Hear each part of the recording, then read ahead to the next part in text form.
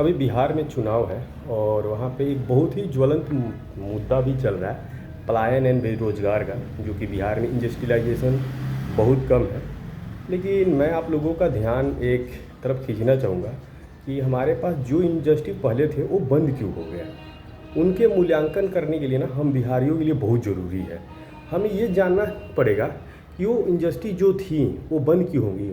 क्यों सिर्फ पूर्ववर्ती सरकार ही जिम्मेवार थी क्या? मतलब सरकार ने सिर्फ ऐसा व्यवस्था नहीं दिया, या उसमें काम करने वाले हर एक बिहारी भागीदार हैं उन फैक्ट्रियों के बंद होने में? क्या ऐसा हुआ कि सरकार तो व्यवस्थाएं नहीं दे पा रही थी, पर अंदर काम करने वाले जितने सारे लोग थे, क्या हम भी उनको उस तरीके से काम नहीं दे पा रहे थे, या किसी अनियमितता में लिप्त थे, सारे लोग संलिप्त थे? तो इस बात का भी बहुत ज़रूरी है कि हमें ध्यान देना होगा कि क्या हमने बिहार से इंडस्ट्रियलाइजेशन ख़त्म करने के लिए सरकारों के साथ साथ मिल के, क्या हम सब जो भी उस समय के लोग काम कर रहे थे, जो भी उस सिस्टम में थे, क्या उन सारे लोगों ने मिल के किया? ऐसी हालातों इंडस्ट्रियों की कर दी कि वहाँ कंपनियों को बंद करके जाना पड़ा। इतनी अनियमितताएँ की गई होगी। ऐसे बहुत सारी फैक्ट्री है, बहुत सारी चीनी मिल्स हैं, मॉर्टेन का फैक्ट्री है, डालमिया नगर फैक्ट्री है। इतनी बड़ी फैक्ट्री उत्पादन हो रही थी, लोगों के डिमांड थे, उसके बाद भी बंद कर दिया गया।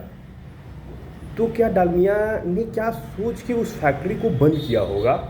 सबसे बड़ा ज़रूरी ये है, क्या हम सब लोग मिलके चाहते थे कि बेड़ा गर्क कर दे? और उसका आज ऐसा हाल हुआ है, जो भी लोगों ने किया है उन सारे लोगों के, उनके बच्चे को तो नहीं, लेकिन उनके बच्चे को अब सर्वाइवल के लिए बाहर जाना पड़ता है। वो अपने फैमिली के साथ नहीं रह सकते हैं। इस बात को आप ध्यान से सोचिएगा कि कितने लोगों को, अगर वही डालमिया नगर फैक्ट्री चलती अभी तक, तो कम से कम 10 से 15 हज़ार लोग अपने फैमिली के साथ रहते। वो अभी देश के अन्य हिस्सों में रह रहे हैं। तो किसी के अनियमितता और गलती के कारण इतने सारे परिवार के लोग अपने घर से दूर हैं। और घर पे कितने दिन के लिए जाते हैं? मात्र 7 या 10 दिन के लिए। तो मेरा जितने भी बिहार के वासी हैं उनसे रिक्वेस्ट है कि अभी जो बिहार में इंडस्ट्रियलाइजेशन हो रहा है, जो भी छोटी छोटी कंपनियां आ रही हैं, तो हम सबका जिम्मेवारी है उनको भरोसा दिलाना और उनके साथ मजबूती से मिल के काम करना, और किसी भी ऐसी अनियमितता में संलिप्त नहीं होना है जिससे कंपनियों को आर्थिक नुकसान हमारे कारण हो पाए।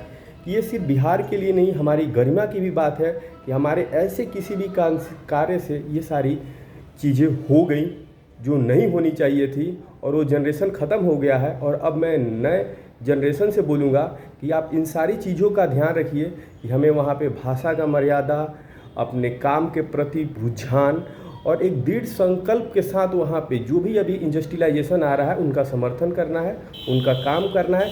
ऐसा कोई भी एक चीज़ नहीं करना है कि आप 100 या 50 रुपए के अपने बेनिफिट के लिए ऐसी लत वापस लग जाए कि हम डालमिया नगर जैसी बड़ी कंपनी खो चुके हैं और आने वाले अभी जो हम बैक ट्रैक कर रहे हैं वो भी खो दें। तो आप सबसे हमारा गुजारिश है कि इन सारी चीज़ों का हमें ज़्यादा खुद मूल्यांकन करने की ज़रूरत होती है कि ऐसा गलतियाँ हमने क्या किया था। सरकारें आती रहती हैं, जाती रहती हैं, सरकारें में भी होती हैं चीज़ें। सरकारी अधिकारी भी बिहार से ही होते हैं जो उन सारे चीज़ों को नहीं बढ़ने दिए। वो सिर्फ अपना उस समय भी सोच रहे होंगे। और जैसे अभी भी कोई जा रही है कंपनियां, तो उनको भी जो ट्रबल आ रही है, तो मेरा वहाँ के अधिकारियों से आग्रह होगा कि आप उनको इतनी सहूलियत प्रोवाइड करें कि बाकी सारी चीज़ों के प्रोसेस में वो न फंसे और अपना वहाँ पे काम इजीली शुरू कर पाएँ। जय हिंद, जय बिहार।